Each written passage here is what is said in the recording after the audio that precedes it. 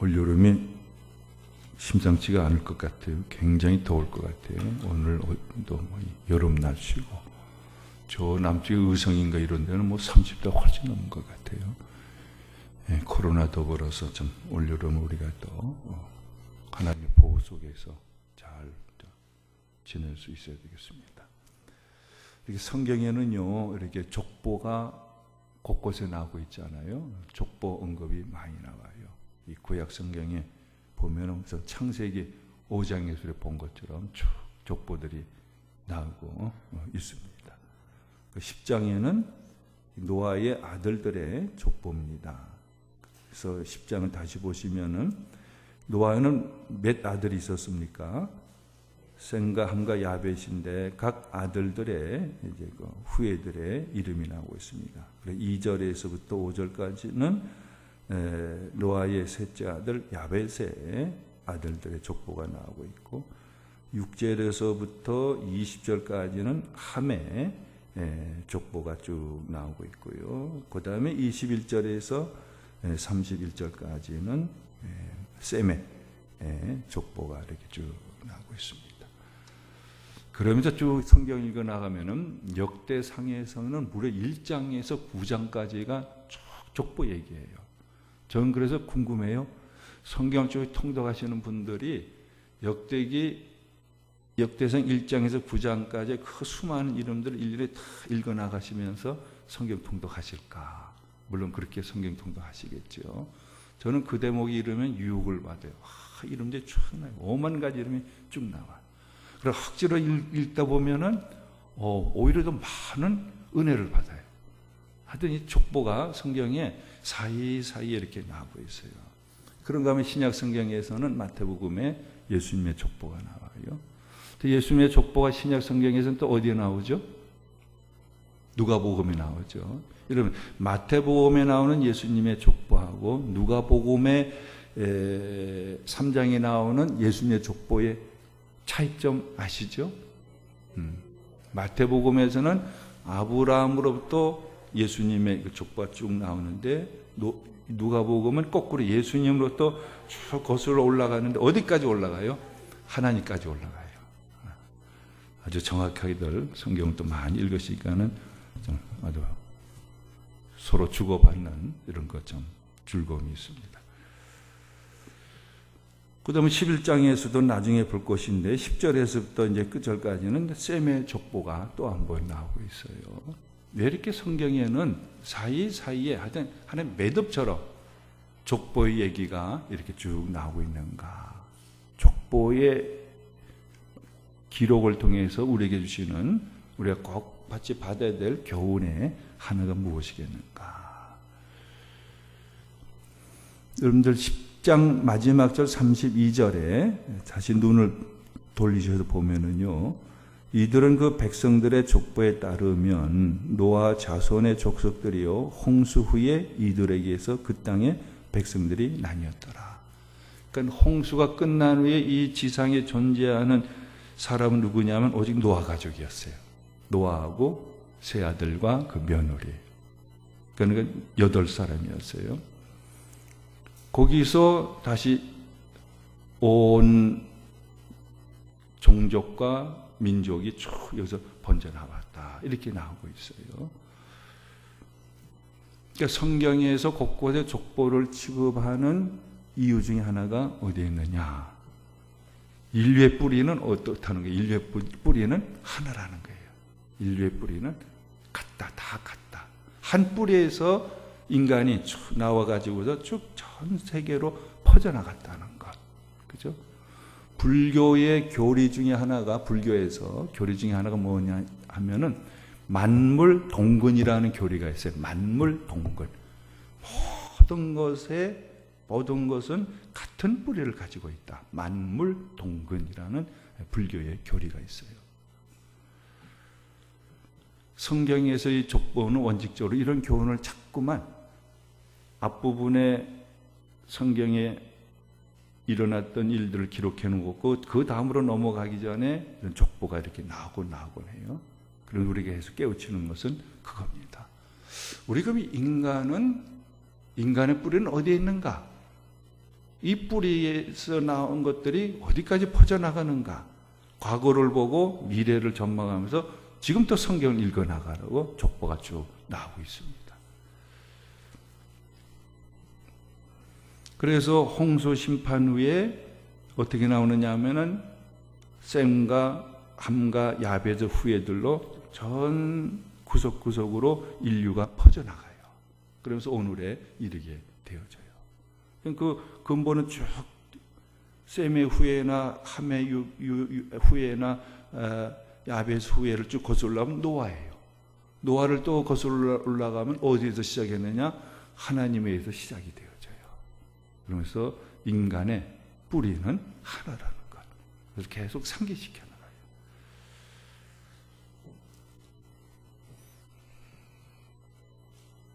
그러니까 인간의 뿌리는 하나고 그 뿌리는 무엇이냐? 하나님이시다.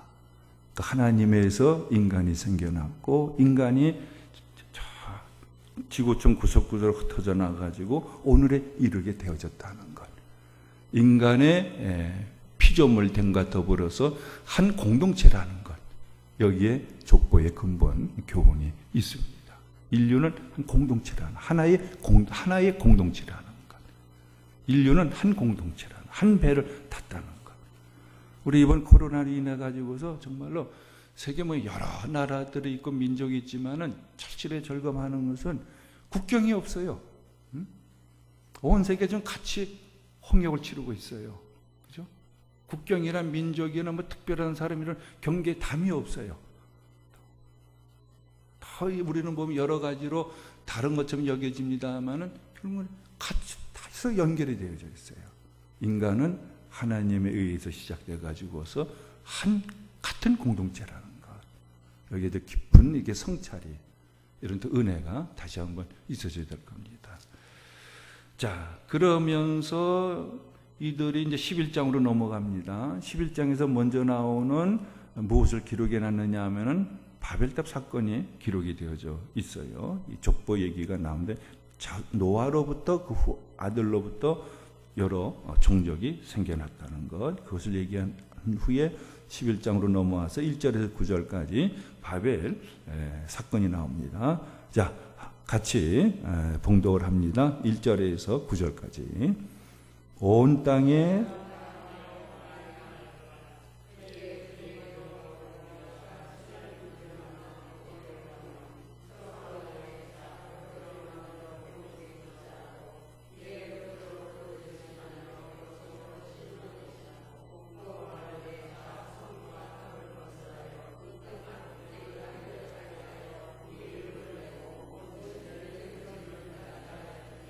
여호와께서 사람들이 건설하는 그 성읍과 탑을 보려고 내려오셨더라. 여호와께서 이르시되 이 무리가 한 족속이요 또 하나님으로 이같이 시작하였으니 이후로는 그 하고자 하는 일을 막을 수 없으리로다. 자, 우리가 내려가서 거기서 그들의 언어를 혼잡하게 하여 그들이 서로 알아듣지 못하게 하자 하시고 여호와께서 거기서 그들을 온 지면에 흩으셨으므로 그들이 그 도시를 건설하기를 그쳤더라. 그러므로 그 이름을 바벨이라 하니 이는 여호와께서 거기서 온 땅의 언어를 혼잡하게 하셨음이니라. 여호와께서 거기서 그들을 온 지면에 흩으셨더라. 예. 노아와 그 노아의 세 아들로 말미암아 인류가 또 번성하기 시작했어요. 그렇기 때문에 한때는 말과 글이 하나였어요. 영어가 있고 중국어가 있고 우리 한국어가 있고 라틴어가 있고 지금은 언어가 얼마나 많은지 몰라요. 글도 각 나라의 글들이 얼마나 많은지 몰라요. 그런데 노아 홍수 후에 초기에는 어땠느냐 하면은 언어가 하나예요. 글도 하나예요. 얼마나 좋은 세상이었겠어요. 오늘날에도 우리가 전 세계의 사람들이 어떤 나라든 어떤 민족이건 막론하고 한 언어만 사용한다면 얼마나 좋겠어요. 한 글만 사용한다면, 그죠? 하나의 글만 사용한다면 어디든지 나가도 걱정 없을 거예요. 남미를 가든지, 호주를 가든지, 저 러시아를 가든지, 저 캐나다를 가든지 저 아프리카 남아프리카 공항을 가든지 언어 문제가 언어로 인한 문제는 없을 거예요. 같은 언어를 쓰니까 어디나 갈 수가 있어요. 또 무슨 거 다 하나의 글자이기 때문에 한 문자를 쓰기 때문에 어디를 가든지 간에 다 읽을 수가 있어요. 또 다 내가 말한 걸 쓰면은 써서 내보이면 누군지 다 그걸 읽을 수가 있어요. 얼마나 자유로울까요? 밤들 다닐 수가 있어요. 근데 이때에 이렇게 말이 하나고 글이 하나였어요. 말이 하나고 글이 하나였을 때 이들이 무엇을 했는가? 성을 만들어요. 그들 모여가지고 저희들이 살 성을 만들고 성 한복판에 하늘에 닿을 정도의 탑을 쫙 쌓아나가요. 그러면서 하는 얘기가 뭐냐 하면은 여러분 4절을 읽어보시고 이게 왜 죄가 되는가 한번 생각해 보세요. 4절 한 번 더 읽어보시고 이게 왜 죄가 될까? 그래 하나님이 왜 이것을 심판하셨을까? 생각해 보시기 바랍니다. 또 말하되 자 성읍과 탑을 건설하여 그 탑 꼭대기를 하늘에 닿게 하여 우리 이름을 내고 온 지면에 흩어짐을 면하자 하였더니 근데 하나님께서 보셔요. 그리고는 내려오셨어요. 그를 심판하셨어요. 그죠? 그러니까 이게 죄라는 거예요. 왜 죄가 됩니까? 이들이 하나의 언어고 하나의 문자를 가지고서 그들이 마음껏 의사소통하면서 하나를 이루었어요. 그래서 그들이 성을 쌓고 높은 하늘에 닿을 정도의 탑을 쌓았어요. 우리가 흩어짐을 면하자 이렇게 얘기를 했어요. 이게 왜 하나님 보시기에 이게 죄가 될까요? 예. 두 가지를 우리가 크게 볼 수가 있어요. 하나는 하나님의 이름을 높여야 되는데 우리들의 이름을 높이자. 분명히 이게 죄다 하는 것을 나타내고 있는데, 그죠? 왜 성읍을 만들고 탑을 하늘 꼭대기까지 닿게 하려 했느냐? 우리 이름을 내자. 우리 이름을 높이자는 거예요. 우리 인간의 이름을 높이고 자랑하자는 거예요. 여러분, 우리 인간이 궁극적으로 자랑하고 높일 이름은 무엇입니까? 우리를 만드시고 우리의 모든 것이 되시는 하나님의 이름을 높여야죠. 그게 하나님을 영화롭게 섬기는 것이죠. 예배가 뭡니까? 하나님의 이름을 높이는 게 이게 예배잖아요. 그래서 인간의 첫째 목적이 뭐냐? 요리문답의 제일 첫째 묻고 답하는 것이 뭡니까? 인간의 인생의 목적이 뭡니까? 왜 삽니까? 하는 거예요. 하나님을 영화롭게 섬기기 위해 사는 것이 이게 인간의 목적입니다. 내가 살아가는 목적이 어디에 있느냐? 하나님의 이름을 높이는 데 있어요. 왜 하나님 이름을 높입니까? 하나님이 나를 만들어 주셨어요. 하나님 나를 구원해 주셨어요. 하나님이 내게 영생을 주셨고 이 세상에 살아가는 모든 것도 다 하나님의 것으로 살게 해주세요. 그죠? 그러니까 하나님의 이름을 높이는 것. 이게 인간의 인생의 목적이에요. 근데 이들은 우리들의 이름을 높이자. 저희들의 이름을 자랑하고 저희들 영화롭게 스스로를 영화롭게 섬겨나가요. 완전히 이건 뭡니까? 하나님을 거역하고 하나님을 대적하는 근본 죄지요. 또 하나의 죄는 뭐냐 하면은 흩어짐을 면하자. 이게 큰 죄입니다. 하나님 우리 인간을 만들어 놓으시고 우리에게 복을 주셨잖아요. 그 복을 다시 한번 이 말씀과 연결시켜 보면은 너희는 땅에서 생육해라. 자식들 놓고 번성해라. 그리고 땅에 충만하라 그랬어요. 그러니까 지구촌 구석구석으로 다 번져나가야 되는 거예요. 사람이 없어가지고서 그 땅이 황무하거나 그러지 아니하고 전 세계 구석구석에 사람이 있어가지고서 하나님의 지으신 세계로서 우리 인간들이 뭐 하는 거예요? 동산지기가 되어지고 청지기의 삶을 살아가라는 거예요. 그죠? 그래서 전 구석구석으로 퍼져나가라. 이게 하나님이 우리에게 작정하신 계획이고 뜻이고 명령이에요.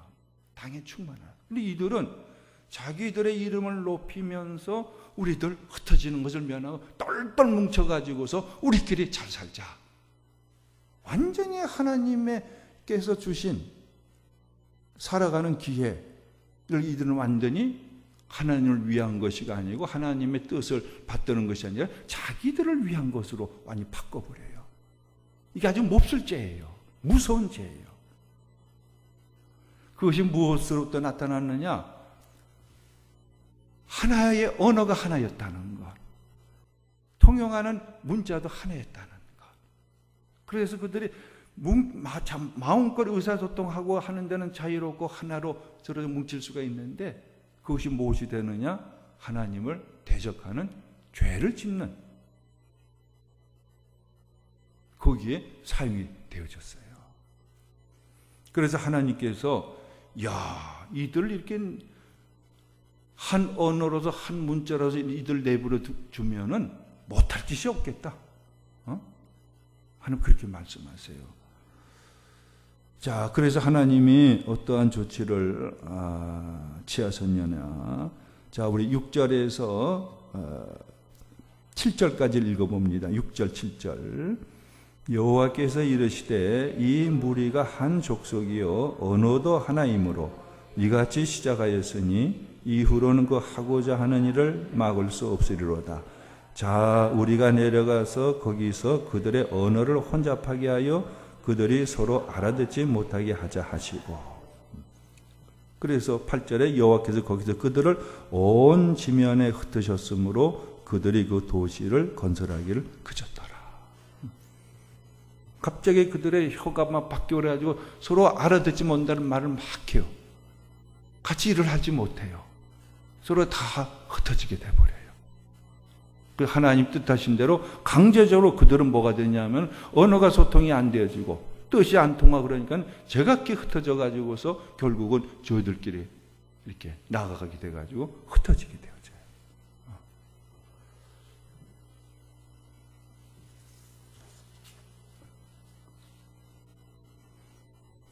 여기서 하나님께서 우리에게 주시는 교훈의 말씀의 첫 번째가 뭐냐 하면은 우리 인간 사회는 뭘 강조하느냐 하면은 뭉쳐야 산다. 흩어지면 죽는다.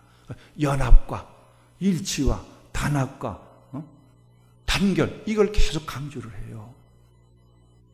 여기에 함정이 있다는 것 이걸 알아야 돼요. 이들이 언어가 하나고 문자가 하나였기 때문에 하나를 이뤘어요.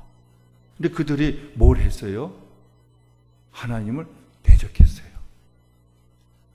우리는 요즘 이 코로나가 생겨난 이후로 신종 구호가 재미있는 구호가 생겼는데 뭉치면 죽고 흩어지면 산다. 그죠? 그게 뭐예요?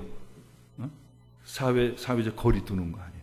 가까이 있지 못하는 거죠. 그래서 뭉치면은 전염돼 가지고 죽고 흩어지면 산다. 이런 역설적인 이런 데 구호가 또 재미있게 나돌고 있어요. 하여튼 우리 인간들은 교회도 그래요. 연합해야 됩니다. 뭉쳐야 됩니다. 삼겹줄이 되어집니다. 한 가닥 시려면 끊기 쉽지만은 세 줄로 묶고 있으면 튼튼합니다. 뭉쳐야 합니다. 연합해야 됩니다. 단합해야 됩니다. 강조하고 있어요. 여기에 있어야 될 것이 없는 건데 우리 인간들만이 그런 생각과 의지 가지고 연합을 이루고 일치를 하면 이게 좋은 것 같잖아요. 결국 무엇이 되는지 압니까? 우리 인간들의 욕망과 욕구를 이루는 데에 결국은 우리는 빠져버릴 수밖에 없어요. 우리들만의 잔치가 되어지는 거예요. 이것을 보여주는 게 이게 언어가 하나이고 문자가 하나였을 때에 바벨탑 시대 때에 이 사람들의 모습이 전형적인 온 인류 사회에 의해서 이루어지는 연합하자, 단결하자, 뭉치다, 그래야 힘이 되고 우리가 산다, 능력을 발휘한다. 거기에 함정을 보여주고 있어요. 우리가 뭉치고 연합하고 단결을 이루고 일치를 이루는 목적이 어디에 있느냐? 목적이 성경적이어야 되는 거예요. 그것이 뭡니까? 하나님을 영화롭게 섬기는데, 하나님의 이름을 높이는데 우리가 하나가 되어져야 되는 거예요. 우리들의 어떤 편리함과 우리들의 어떠한 욕망과 야망을 이루게 우리 하나가 되어지자. 이건 결국 뭡니까? 그건 오히려 하나 되지 못한 것만도 못하게 되어져요. 목적이 거룩해야 돼요. 하나님을 섬기는데 하나가 되어지자. 하나님을 알고 하나님의 말씀을 준행하는데 우리가 연합을 하자. 교회의 연합을 강조하고 교회의 연합의 일체를 강조하는 목적이 어디에 있어요? 바로 여기에 있는 거예요. 우리는 같은 성부 하나님, 같은 성자 예수 그리스도, 같은 성령 하나를 믿기 때문에 우리는 하나다.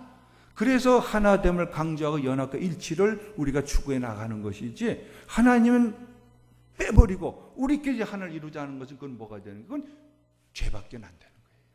이걸 분명히 알아야 돼요.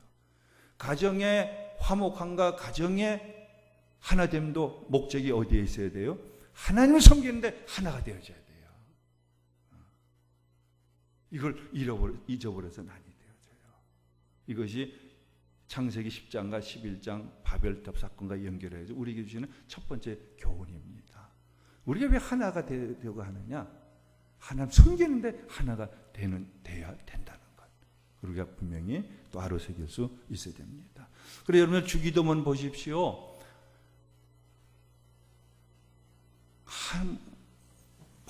모든 이 땅에 있는 사람들이 하나님의 이름을 거룩하게 하십시오. 그러므로 하나님의 나라가 되게 해 주십시오. 이걸 예수님이 아버지께 구하라고 우리에게 가르친 기도잖아요. 그렇죠? 온 인류가 하나님을 거룩하게 섬겨야 돼요. 그게 뭐가 된 하나님의 나라가 되잖아요. 그러니까 하나님의 뜻은 어디에 있어요? 하나님이 계신 하늘나라뿐만 아니라 하나님이 지은 피조세계, 이 지구촌도 하나님의 나라가 되어지길 원하시는 거예요. 그래서 아버지의 이름을 거룩하게 하시고 아버지의 나라가 이 땅에 임하게 하시고, 그러므로 아버지의 뜻이 하늘에서 같이 이 땅에서 이루어지게 하소서. 얼마나 짧으면서도 거룩한 기도고 가장 근본적인 기도예요. 그죠? 우리가 주기도문을 중연부를 하듯이 그렇게 중얼중얼 할 것이 아니라 분명히 한 가지를 깊이 음미해 나가면서 하나님께 정말 기도하는 중심 가지고 주기도문을 사용해야 됩니다. 얼마나 거룩한 기도인지 몰라요. 이 바벨탑 교훈이 이걸 더 분명하게 일깨주고 있어요. 다 함께 하나님을 영화롭게 섬기는 우리 가족이 되게 해주십시오. 대한민국이 되게 해주십시오. 이 세계가 되게 해주십시오. 우리가 이런 회개가 있고 이런 깨달음이 있으면 하나님은 이 코로나를 소멸시켜 주실 거예요. 소멸시켜 주실 거예요. 그저 코로나가 우리를 괴롭히도록 내버려 두실까요? 여기 분명히 하나님의 섭리가 있으시잖아요. 정말 인간들이 우리 스스로는 살 수가 없습니다. 하나님 살려주십시오. 손 들고 나오길 바라요. 세계 도처에서 회개하고 하나님께 나오길 바라고 계실 거예요. 자, 그러면은 우리 인간들의 공동체 속에는 가정이건 교회건 이 사회건 나라건 여러 세계건 간에 우리 안에 무엇이 계셔야 되느냐? 무엇이 계실 때 우리가 바른 거룩한 한 목적을 가지고 한 뜻을 가지고서 하나님을 거룩히 여기기를 바라는 중심 가지고서 연합된 생활을 이뤄나가느냐? 바벨탑을 지을 때의 이들 속에는 하나님의 영이 그 안에 계시질 아니했어요. 하나님 성령이 인간 공동체 속에 하나님의 성령이 임하셔야 돼요. 하나님의 성령으로 하나를 이루는 거예요. 오순절에 성령이 임하니까는 거기에 나온 제자들이 적어도 10여 개국 이상의 언어를 가지고서 각 나라에서 오순절 지키러 온 사람들에게 그들이 사용하는 언어로서 성령께서 말하게 하셔가지고 다 통하게 만드셨어요. 그래 그들이 설교도 알아듣게 하시고 알아듣게 그렇게 되어졌어요. 성령의 역사로서. 그러니까 성령 강림의 목적이 어디에 있느냐?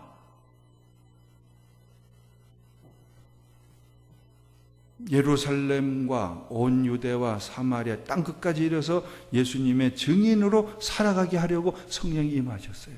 그걸 잘 보세요.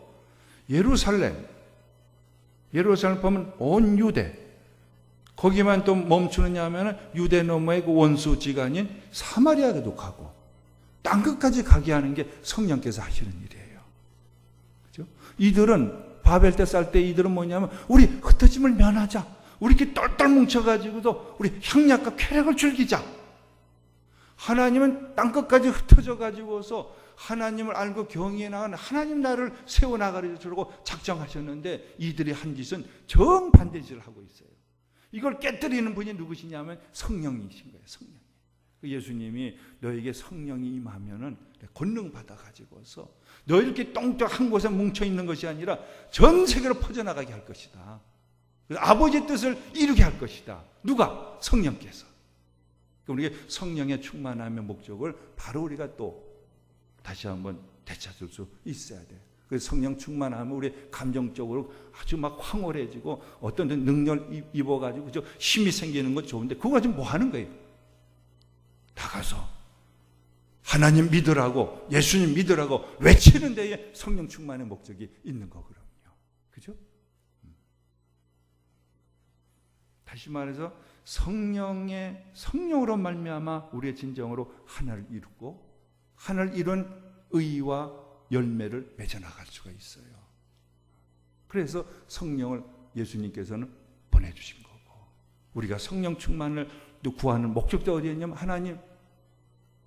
하나님을 섬기고 또 나가서 하나님 믿게 해서 다 함께 하나님을 경외해 나가는 하나님 나라로 하나 되게 하기를 원합니다. 그러면 성령이여 충만케 주십시오. 그죠? 이런 식으로 성령 충만을 구해 나가야 될 거예요.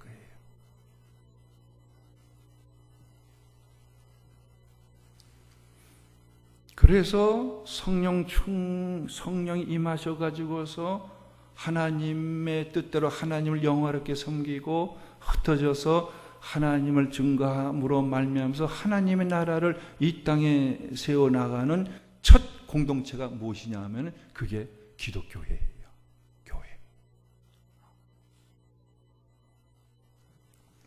교회는 성령 공동체예요.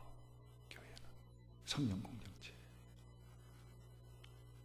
우리가 여러분 초대교회가 어떻게 생겨났어요? 여러분들 한번 여기 올라오셔서 이렇게 좀 장시간 저처럼 이렇게 여러분들 보시고 있으면은 굉장히 힘들 거예요. 이 마스크라니까 표정이 없어요. 표정이 없어요. 또 마스크 하니까는 입을 열었는지 뭐였는지 몰라요. 내가 더 그러면은 내 속으로 그냥 쭉 쳐져버려요.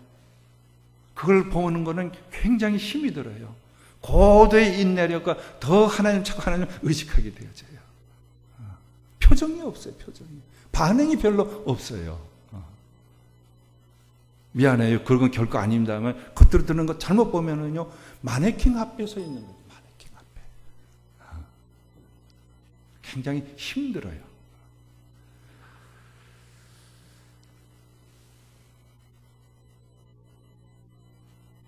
성령이 임하심으로 말미암아 오늘 같은 교회가 예수님 부활 승천하시고 성령이 임한 후에 생겨났어요. 그럼 뭘 얘기해요? 교회는 성령 공동체인 거예요.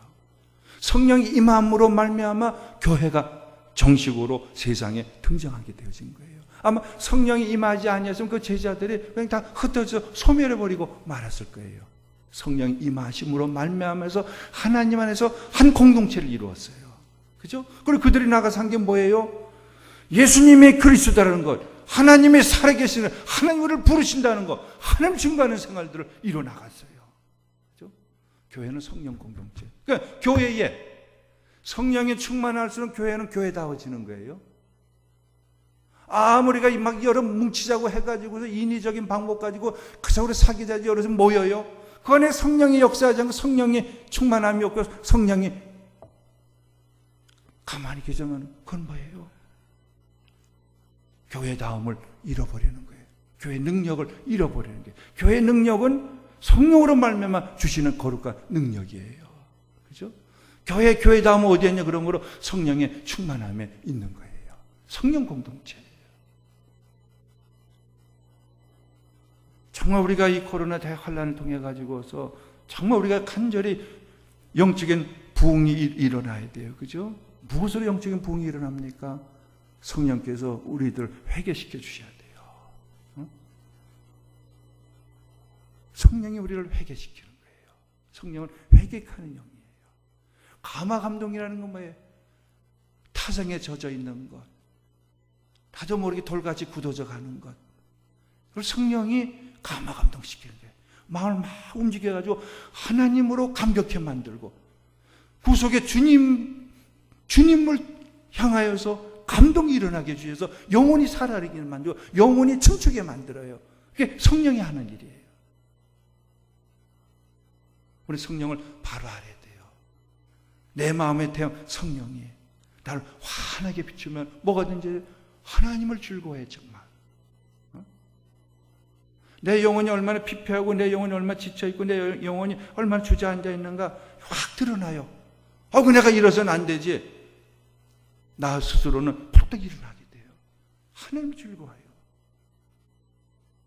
예수님의 구속의 일이 어느 때보다 성령 충만하면요 감격해요. 감사해요. 더 예수님 사랑합니다. 이 말이 저절로 나와요. 그게 찬송이고 노래고. 그러므로 하나님대로 살겠습니다. 예수님의 뒤를 따르겠습니다. 마음의 중심에서 이런 고백과 결단이 받쳐지는 거예요. 그런데 걸음이 주님을 증거하는 걸음으로 바뀌는 거예요. 이를 위해서 성령이 오신 거고 교회는 성령의 공동체예요. 교회는 성령, 그런 면에서 바르게 성령 충만을 구해야 돼요. 근데 성령이 역사하시기 때문에 교회는 보십시오. 모이잖아요. 우선 모여요. 바벨탑 한 언어고 한 문자예요. 그때 다 모였어요. 성령께서는 모이게 하세요. 모여서 뭘 하게 합니까? 성령께서 하나님을 예배하잖아요. 그죠? 교회는 그리고 모이면은 예배해야 돼요. 모이면은 기도해야 돼요. 모이면 하나님의 말씀 들어야 돼요. 모이면 사랑의 사귐을 가져야 돼요. 성령이 하시는 거예요. 교회는 성령 공동 첫째는 모여야 되는 거예요. 모이는데 힘을 써야 돼요. 이러면 우리는 빨리 코로나가 물러나기를 또 기도해야 돼요. 못 모이게 만들어요. 못 모이니까 아무리 여러분들 영상 예배 온라인 집에서 드려보지 그게 예배다운 예배가 되겠어요? 그렇지 않아요. 모여야 돼요. 모여야 돼요. 텔레비전 앞에서 예배하는 거 그거 온전 예배가 아니에요. 모여야 돼요. 모여야. 성령은 모이게 해주셔요. 교회는 우선 모이는 데 힘을 써야 돼요. 모여서 하는 예배하는 거예요. 저희들끼리 그저 사귀고 즐거워하고 춤추고 하는 것이 아니에요. 하나님을 춤추고 하나님을 춤추고 하나님을 기뻐하고 이를 모여서는 예배해야 돼요. 그 교회는 모여야만 되겠습니까? 성령이 우리에게 오시는 목적은 모여서 예배하고 흩어져 있게만. 흩어져서 뭐 해야 됩니까? 하나님을 증거, 예수를 증거하는 삶을 살아가게 해요. 교회는 모이면 예배해야 돼요. 흩어져서 뭐 해야 돼요? 주님을 증거하는 생활을 이루어가야 돼요. 교회는 이렇게 말할 수가 있죠. 교회가 뭡니까? 모이고 흩어지는 공동체. 이게 교회예요. 모이면은 예배, 흩어지면은 하나님 증거하는 예수님 말씀대로 예수님의 증인의 삶을 살아가는 거예요. 이것이 진정한 교회예요. 우리가 더 그러므로 성령 충만을 더 구해서 더 성령의 감화감동으로 하나님 정말 생생하게 기뻐해서 감사해서 구속의 은총에 정말 고맙습니다. 주님 저희 때문에 많은 고생했습니다. 이젠 주님 기쁘시게 해드릴게요. 그 마음과 하나님 예배하고 주님을 따라요. 흩어져 이제는 전도해야 돼요. 정말 선교하는 생활을 이루어가야 돼요. 흩어져서 하나님 믿으라고. 그래서 구석구석이 다 같이 하나님 경외에 나가는 하나님 나라가 되어지도록 하는데 정말 이 세상에 존재하는 교회들이 이 사명을 제대로 감당해 나가야 돼요. 이러고 하나님께는 시련의 때를 주신다고 할 수가 있어요. 그래서 이제 마지막 오늘 말씀 10장 11장 9절까지 읽었는데 마지막이 뭐냐면 10절에서 32절까지의 셈의 족보가 나오고 있어요. 셈의 족보에서 무엇을 끝나고 있는가를 보면서 우리가 또 합독으로 봉독을 하겠습니다. 11장 10절에서 32절까지 여러분들 또 합독하도록 하겠습니다. 셈의 족보는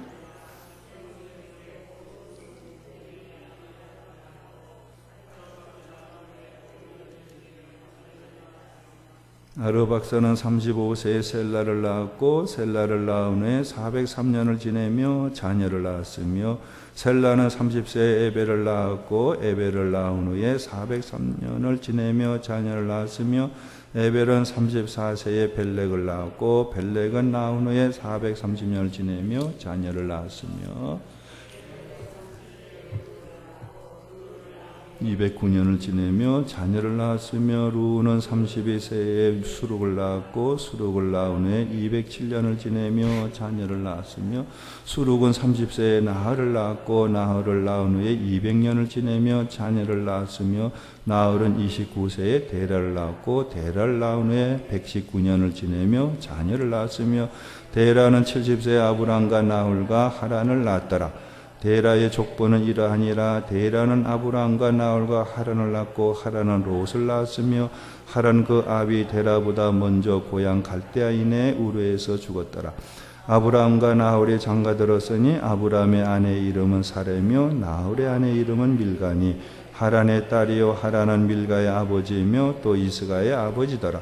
사레는 임신하지 못함으로 자식이 없었더라. 데라가 그 아들 아브람과 하란의 아들인 그의 손자 롯과 그의 며느리 아브람의 아내 사레를 데리고 갈대아인의 우르를 떠나 가나안 땅으로 가고자 하더니 하란에 이르러 거기 고려하였으며 데라는 나이가 205세가 되어 하란에서 죽었더라. 아브람의 아버지가 누구죠? 데라죠. 셈의 족보를 얘기하고 거기서 또 포커스를 어디에 두냐면 데라의 족보를 얘기해요. 그래서 누굴 등장시키냐면 아브람을 등장시켜서 12장에는 이제 아브람이 본격적으로 등장을 해요. 그죠? 아브람을 등장시키는 이유가 뭡니까? 바로 우리 인류 공동체가 다 함께 하나님을 경외해 나가는 그런 인류 공동체가 되어지길 위해서. 그 지구촌 구석구석에서 하나님을 증거해서 다 하나님과 하나님을 경외하는 하나님 나라를 세우시기 위해서 공식적으로 첫 번째 채택된 인물이 누구예요? 이게 아브람이에요. 그 아브람의 조상의 족보로서 다른 족보는 이제 다 지나가 버리고 셈의 족보, 셈의 족보에서 압축해서 데라의 족보가 나오면서 이제 12장으로 넘어가게 되어져 있어요. 여기서 분명히 하나님이 원하시는 뭐냐? 우리 인류는 하나님 경외하는 한 뿔에서 나오죠. 하나님 경외하는 공동체가 되어져야 돼요. 그래서 단순히 인류 공동체가 아니라 하나님 빠진 인류 공동체는 그건 소용이 없어요. 하나님 경외하는 인류 공동체가 되어져요. 그러하기 위해서는 세상 구석구석으로 먼저 믿는 자들이 세상 구석구석으로 나가서 하나님 증거해서 하나님 믿는 구석구석이 되게 만들어야 돼요. 이 일을 먼저 사명을 받은 것이 아브라함이 택함 받은 것처럼 오늘날 기독교회가 택함을 받았어요. 우리 교회는 성령의 공동체로서 모이면 하나님 예배하고 흩어지면 다시 한번 예수님을 증거함으로 하나님을 증거하며 하나님 나라를 세워나가는 데 교회가 분발할 수 있어야 돼요. 이 시간 우리가 함께 기도할게요.